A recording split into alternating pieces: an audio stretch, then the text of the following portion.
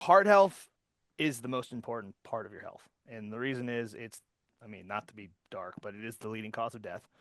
And also, it can be something that happens without you knowing. Like you can have no symptoms. Some people have a lot of symptoms. But what's awesome is if you make the improvements to improve your heart health, you're going to start feeling a lot better. Breathing gets easier, cardiovascular gets better, you'll have more energy. You really notice the positive effects. Okay. So we're just going to go through some simple steps that everyone can do on a regular basis just to improve their heart health. Now, most of you will be doing some of these. So as we move through, just be mindful of maybe one or two things you can add to your current routine to improve it. Okay. So from here, like I said, the key for us is heart health and heart aging, right? Because as you get older, your heart is exposed to more and more risk. We're going to focus on monitoring, nutrition, stress management, exercise. Okay, so that's kind of the four tiers. We'll jump right into those. First one, arguably the most important, is monitoring your health. Okay, so ask yourself, like, do you own a blood pressure cuff? It can be the one that goes around your arm, it can be the one that goes around your wrist, right? But everyone should own one. And regardless of your, current health condition, you should be taking your blood pressure 1 to 2 times a week. Now, you want to take it 1 hour after you wake up, before you eat, and before you drink coffee. Okay, because drinking coffee increases your blood pressure or any kind of caffeine. Now, why it matters is early detection helps prevent major heart issues. So if you know you have high blood pressure, you can start to intervene with high blood pressure treatments.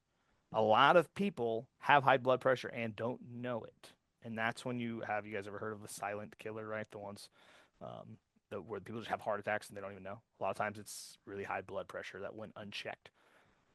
So you definitely want to monitor it. Now, there is an ideal range, 120 over 80. That's up for some contention, just depending. But really, what's important is you should talk to your heart doctor to see what blood pressure is correct for you. So that's another question. Like, do you have? It's called a cardiologist. It's a specific doctor for your heart. If you don't have a cardiologist, I highly recommend going to your primary care and asking them, "Hey, can I get an appointment with a cardiologist so they can check my heart?"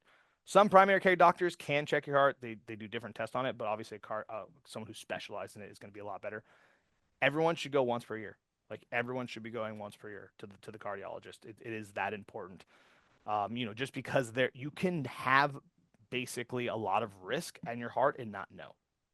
Okay, that's what's scary about it.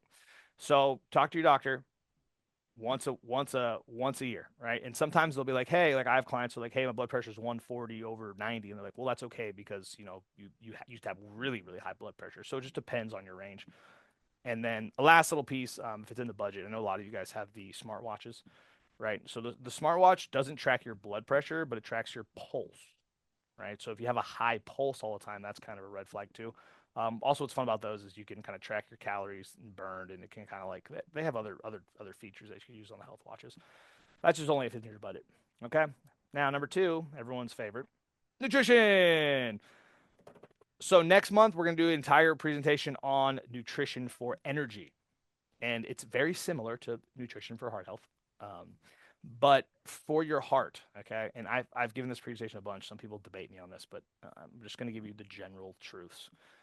One, lower sugar intake. We always know that. There's never been a presentation on nutrition where we say you guys should eat more sugar. All right. Now it's limited. Okay. You don't have to cut it out. It's like, oh my God, I can't have a cookie in my diet. No, just limit it as much as possible within mental sanity. Now, a big one that some people push back on is, healthy fats over saturated fats. So one is learning the difference. I'm not going to give you like a biochemistry breakdown of it, but saturated fats just tend to be richer, harder to digest. Okay, and that's like your full fat meats, your ribeye steaks, right? Your full fat porks, your chicken skins, and those tend to over time increase blood pressure and increase risk for heart disease, especially when mixed with higher carbohydrates. Like, when's the last time someone just ate a steak, right? It's always like steak and potatoes, or like, you have chicken wings and something else. Like, that's just kind of how it goes with life. So, what we want to do instead is we want to replace that. And what I would back around, you guys heard me say this before, is replace full fat meats with leaner cuts of meat. Okay, so it's like you're talking about your chicken breasts, you're talking about your leaner turkeys, you're talking about your fish, and lean ground beef if you have to have ground beef. Now I know some people are steak fanatics. I think filet is one of the lower ones. You have to correct me on that. I don't actually know. I don't really eat a lot of steak or know that much about it. Another one, big one, oil. Okay, so people they cook with oil all the time. It's one of the reasons that people eat more calories than they think because like a little tiny bit of oil is 120 calories, which is like 7 bags of spinach. So a little bit of oil goes a long way. Now, cooking oils generally don't have saturated fat unless coconut oil. However, there are healthier oils for you. There's kind of like a spectrum. Olive oil is considered one of the healthiest ones. Avocado oil is also considered one of the most preferable ones.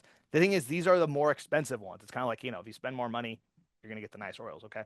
So some mid-tier ones is like your grapeseed oil, saffron oil, sunflower seed oil, and your lower tier ones, which considered like they're not the best, is your canola oils, right? That's why they're dirt cheap. They're highly processed and they break down. So try to avoid canola as much as possible, which goes into like don't eat as much fried food, but limit. Okay, and then what we can do is healthy fats, nuts, avocados. Um, those are going to be like kind of your go-to ones that you guys have.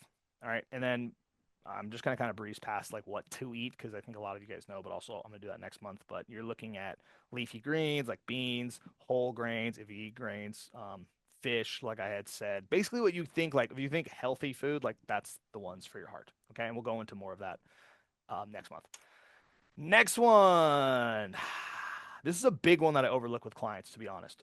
But so recently I've been kind of shifting the mindset a little bit of like how to manage stress, especially as you get older, right? I think the myth is you retire and then you have no stress. I have a lot of clients who are retired and have more stress.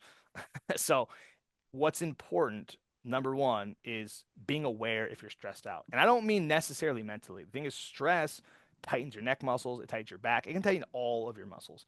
And that can lead to higher blood pressure, right? And that can also lead to worse circulation and physical pain.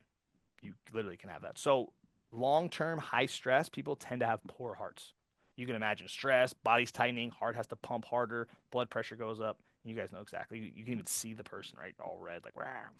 So, we want to be aware of stress, number one. Two is, okay, you're aware of it. What are you going to do about it? Biggest one, we did a lot of that today, is breathing. So, deep breathing. Exhale. And taking time to consciously breathe, just 3 or 4 breaths right there will kind of help calm the stress down, especially if you feel overwhelmed. And we do that in class. We do it in class for a reason. Next piece that I think is important, right, is daily relaxation. So, I mean, a lot of people, it's like, okay, play on the iPad. Don't read the news. That's going to make you more stressed. And then, watch TV. Those are great. Those are cool. Do that. But some more, like, guess, health oriented ones would be like, okay, I'm going to do some stretches. You guys know from class, you have the materials. You can listen to some music. Like, you can just do, like, little walks, like just general, like, light movement kind of stuff, just to kind of help yourself relax. Those are big ones. They're like just more a little bit somatic, like a little more physical that we like. And then the last one might be the most important one is just staying social, is connecting with family and friends.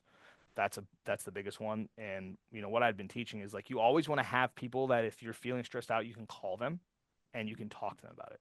Right. So it's like always pick up the phone and call someone. It's like if you don't have someone like that, highly encourage you to find someone that you can know and you can trust. Could be friends, could be family, could be whatever, just so you can help manage your stress. And that's a big one. So you want to have people you can trust and confide in, right? Don't just like walk to the guy in the grocery store and like dump all your trauma. You want to find people that you know and trust. Huge one for stress. Also, it's going to generally just improve your life. And think that's in a roundabout way that will help your heart long term. And the last one, my personal favorite, cardio. I know you guys love cardio. Everyone calm down. So it's generally like, oh, cardio. So cardio stands for cardiovascular, right? Exercise for a stronger heart. It improves your heart. Simple facts. We've known this for, I don't know, 70, 80 years. And it not only will strengthen your heart, it's going to help you improve circulation. Okay. And that's why when we were designing the senior fit classes, there's at least 10 minutes of cardio in the class.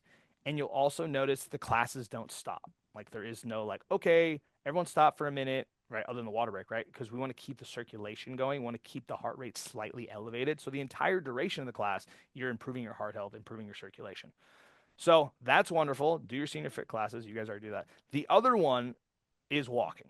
Okay. I'm going to address two things. One is if you can walk. So if you can walk, 10 to 30 minutes every day, 5 days a week, 4 days a week, one day, it doesn't matter. If you can do it, walk. And the thing is, you want to walk without stopping. Okay. And that kind of means, well, one, don't stopping, but it's like, let's say you take your dog and you walk and you stop and you walk and you stop. That's not bad. I'm not saying don't do that. It's just that's not going to have the most effect for cardiovascular exercise. Another one, people are like, well, I clean my house. Isn't that exercise? It's like, well, when you clean, you go, you stop, you go, you stop, you go. You're not continuously um, creating movement and increasing heart pressure. So walking nonstop. Do it. I know a lot of you already do it.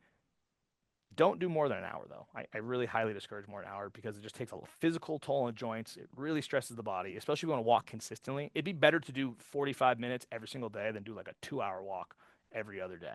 Now, I'm not going to say walk less, but just if you're already a hardcore walker, stretch, stretch, stretch, please stretch. Okay. And then the other one is if you don't have the ability to walk. Okay. So a lot of my clients, they need walkers, they need canes. Use your walker and use your cane. And some of them can't walk for more than 10 minutes without stopping, which is fine, but it's just you want to go in short intervals. It's 2 minutes, take a break, 2 minutes, take a break. I've consulted on some really, really serious lower back injuries, and it's walk, sit on the walker, walk, sit on the walker, right? We're still getting them to walk and do that. If that's not an option, let's say you live in like where it's a blizzard, you live in Siberia. They have these little bikes you guys can get. You put them on the floor. I call them tricycles, and you can just pedal them in your house. Okay. I like that one a lot. I wasn't really sold on it, but that one is really good. You guys can look that up on Amazon. It's just like a floor bike. That's a good replacement. All right, so that wraps it up. Just a quick review for you guys. Number one, monitor. Most important one, cardiologist. Go to your doctor. Take your blood pressure. Okay. Nutrition. Replacing saturated fats with healthier fats, with your avocados, your nuts, your more healthy oils, and also just being mindful of like sugar intake, fried foods, the stuff that we know we shouldn't be eating in excess. Stress management, breathing, connecting with friends and family. Continue to do that on a regular basis, monitoring your stress, being like, am I stressed out or am I not? You should ask yourself that question. And last but not least, what we like to do here, exercise. So walking without stopping 10 to 30 minutes, senior fit classes, as much as possible. And it is important to remember small changes make a big, big impact over the course of a long time. Okay. You just be patient. You do these. Now, if I just put a different title on this and was like, hey, things to do to increase your energy, like they basically all be on here except for monitor your heart, right? So these are things that will help improve your lifestyle, improve your energy, and basically help you feel more healthy, which is super important.